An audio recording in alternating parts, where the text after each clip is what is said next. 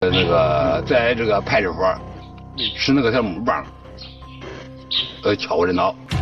就这样棒慢慢敲。喝着那种是跟那种这个开水都不知道对上人还有，反正一喝就不知道了。不知道以后都给我头上放炮，活着不如死，叫你咋说你咋说。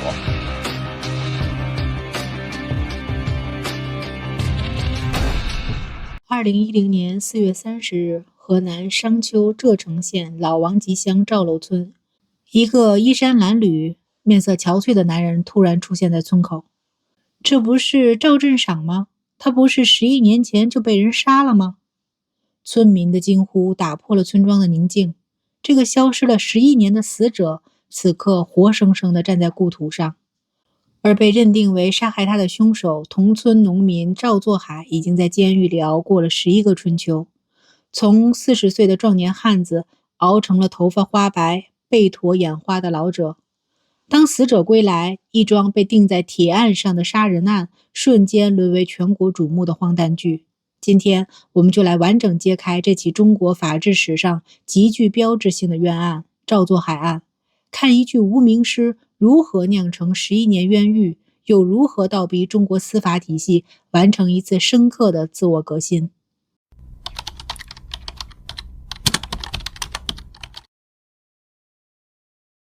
时间倒回1999年年初，河南柘城县赵楼村的平静被同村2个男人的冲突打破。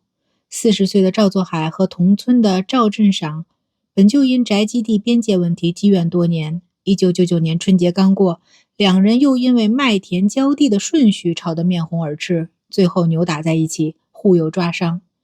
这场冲突过后没几天，赵镇赏就突然从村里消失了，没人知道他去了哪里。他的家人四处寻找，跑遍了周边村镇，始终没有音讯，心里渐渐生出不祥的预感，甚至偷偷猜测，是不是被赵作海报复害了。当地派出所接到家属的报案后，第一时间传唤了赵作海进行问话做笔录。面对民警的询问，赵作海反复辩解，我们就是吵了架，打了几下，我没杀人，他是自己走的，跟我没关系。由于当时没有任何证据证明赵镇赏遇害，既没有尸体，也没有目击者，警方在做完笔录后，只能将赵作海放回了家。这起失踪案也暂时成了一桩悬而未决的谜案。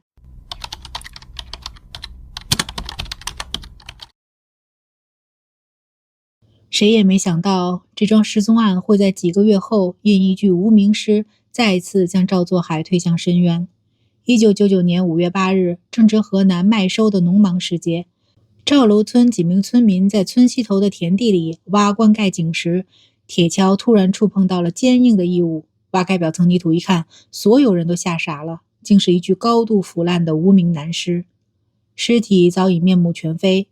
衣物朽烂成碎片，颅骨有明显的骨折痕迹，脖颈处似乎有勒痕，显然是遭人杀害后掩埋多日。无名尸的出现让整个村子瞬间炸开了锅，也让负责此案的警方立刻联想到了几个月前失踪的赵镇赏。两人有激烈冲突，赵镇赏失踪多日，尸体出现在本村附近，这3条线索叠加，让警方当场就将赵作海列为了重大嫌疑人。1999年5月9日，民警再次来到赵作海家，将他正式羁押带走。这一次没有证据不足的释放，等待他的是一场漫长而残酷的审讯。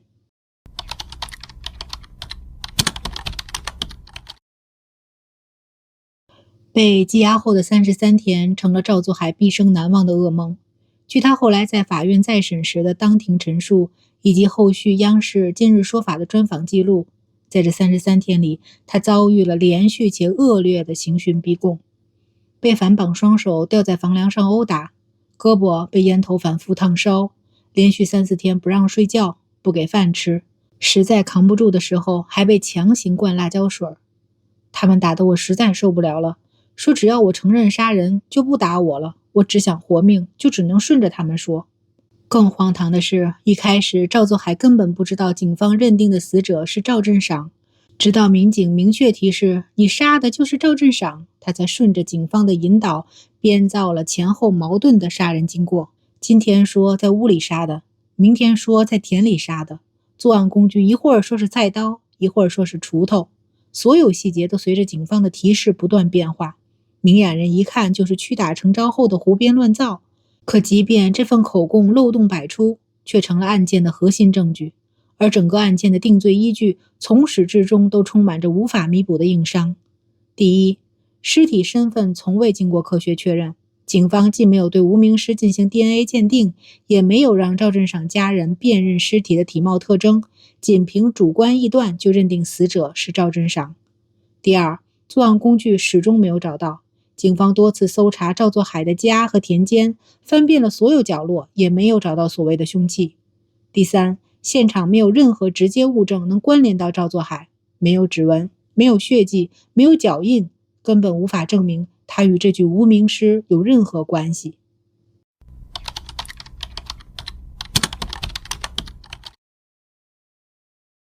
这些如此明显的证据漏洞却没能阻止案件的推进。2002年12月5日，商丘市中级人民法院一审开庭审理此案。庭审中，赵作海当庭掀起衣袖和后背，展示了身上深浅不一的伤疤，声泪俱下地控诉自己遭受的刑讯逼供，当庭翻供否认杀人。可他的辩解和身上的伤情线索都没有被法院采纳。最终，法院仅凭那具身份不明的尸体和屈打成招的口供，以故意杀人罪判处赵作海死刑，缓期2年执行，剥夺政治权利终身。赵作海不服判决，提起上诉。2003年2月，河南省高级人民法院经审理，驳回了他的上诉，维持原判。就这样，一个老实巴交的农民，仅凭莫须有的证据，被送进了河南省第一监狱，开始了漫长的死缓生涯。而他的家庭也在这一刻彻底分崩离析。妻子堪忍受村里人的白眼和排挤，带着4个年幼的孩子改嫁他乡，家里的老房子被亲戚占用，原本温暖的家彻底散了。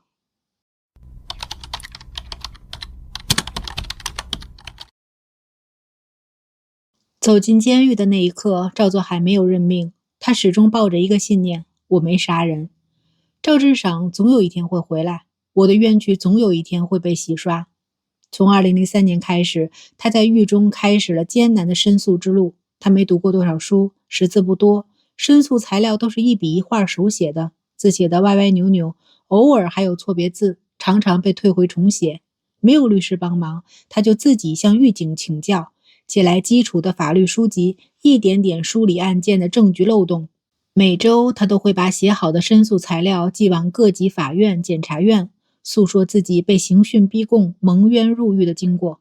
监狱里的日子难熬，申诉的过程更显绝望。寄出去的上百份申诉材料大多石沉大海，偶尔收到的回复也只是证据确凿、维持原判的官样文章。同监室的犯人劝他，都判死缓了，折腾也没用，好好改造，争取减刑，还能早点出去见家人。可赵作海摇摇头，眼神坚定：我不能背着杀人犯的罪名过一辈子，就算死在监狱里，我也要申诉到底。为了能活着等到真相大白的那一天，赵作海在狱中积极改造，参加劳动改造，从不偷懒，严格遵守监规纪律，主动学习文化知识。凭借良好的表现，他先后从死缓减为无期徒刑，2008年又减为有期徒刑19年。可减刑的喜悦始终抵不过蒙冤的痛苦。他口袋里永远装着一张写有家人联系方式的小纸条，每当想念孩子时就拿出来看看。而在监狱外，他的女儿赵玲也没有放弃。赵作海入狱时，赵玲才13岁，跟着母亲改嫁后受尽了委屈，可他始终相信父亲是清白的。长大后，他一边打工赚钱糊口，一边四处奔波，一次次跑到柘城县法院、商丘市检察院递材料反映情况，请求相关部门重新调查父亲的案子。我相信我爹没杀人，我一定要为他翻案。这份父女间的默契与坚持，成了黑暗中最亮的一束光。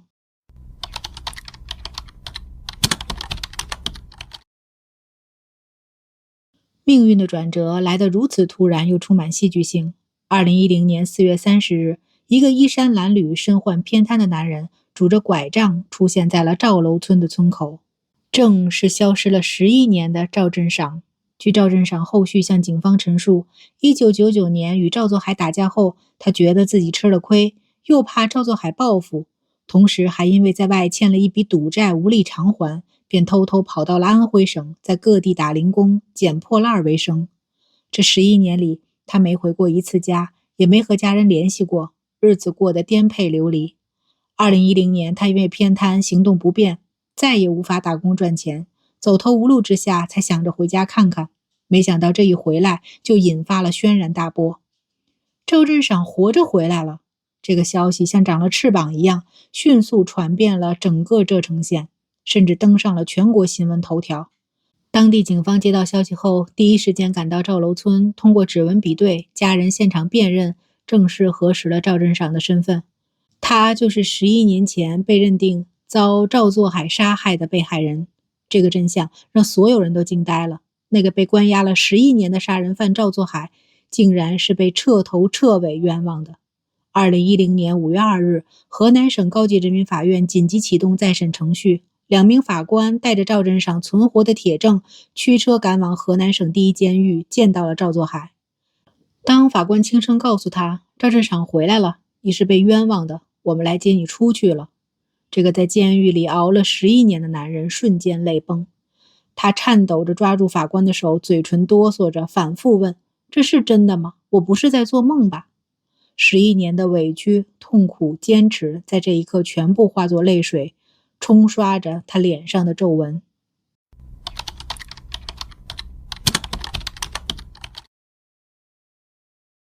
2010年5月9日，河南省高级人民法院公开再审宣判，因被害人赵振赏实际存活，原审判决认定的犯罪事实根本不存在，依法撤销原审判决，宣告赵作海无罪。走出监狱大门的那一刻，赵作海眯起了眼睛，适应着久违的阳光。11年前，他离开家时还是春光明媚的5月；11年后，他归来时同样是5月。可世界早已物是人非，曾经的小灵通变成了触摸屏手机，村里的土路修起了柏油路，孩子们都已长大成人，而他自己头发全白，背驼眼花，对外面的世界既熟悉又陌生。自由回来了，但失去的时光无法倒流。2010年5月13日，赵作海拿到了第一批国家赔偿款50万元，随后又获得了15万元的生活困难补助，共计65万元。当地政府还为他在村里修建了一套新住房，解决了基本生活问题。可这65万元终究换不回他被偷走的11年时光，也补不上破碎的家庭。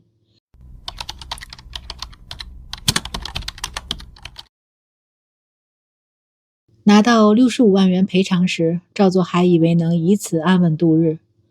可11年的牢狱生涯让他彻底与社会脱节，既没有理财常识，也缺乏社会经验。面对突如其来的巨款，他变得手足无措。短短5年内，这笔赔偿款就被挥霍一空。先是被传销分子忽悠，投入17.5万元血本无归。大儿子结婚，他拿出14万元买房办婚礼。后来又听信他人建议，投资民间理财和开小旅馆，结果都因为不懂经营而亏损。到2015年，65万元已基本花光，赵作海的生活再次陷入拮据。走投无路之下，赵作海想到了向当年纠正他冤案的法院求助。商丘市中级人民法院考虑到他的实际困难，年龄偏大，缺乏技能，与社会脱节，便为其安排了一份抄水表的工作，每月工资1800元，还帮他在县城租了一套小房子，并报销部分水电费用。后续，法院还为他的妻子安排了一份同薪资的后勤工作，帮他们夫妻俩重新站稳了脚跟。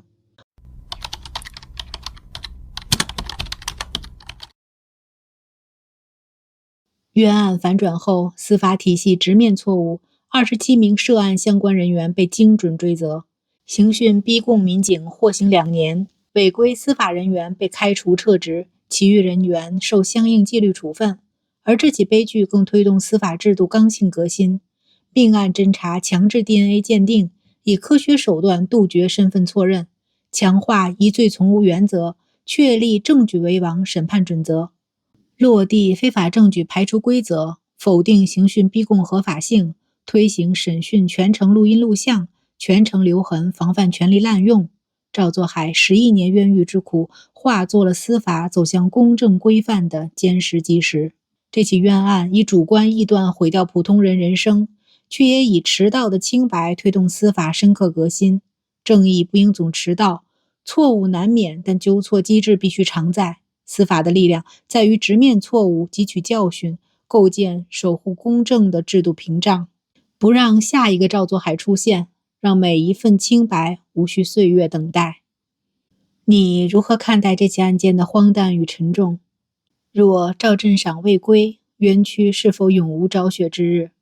怎样完善制度，防范冤假错案？欢迎在评论区留言。请大家关注小薇的频道，接下来我们会聚焦更多法治标志性案件，探寻真相背后的力量。感谢你今天的收看，我是小薇，我们下期再见。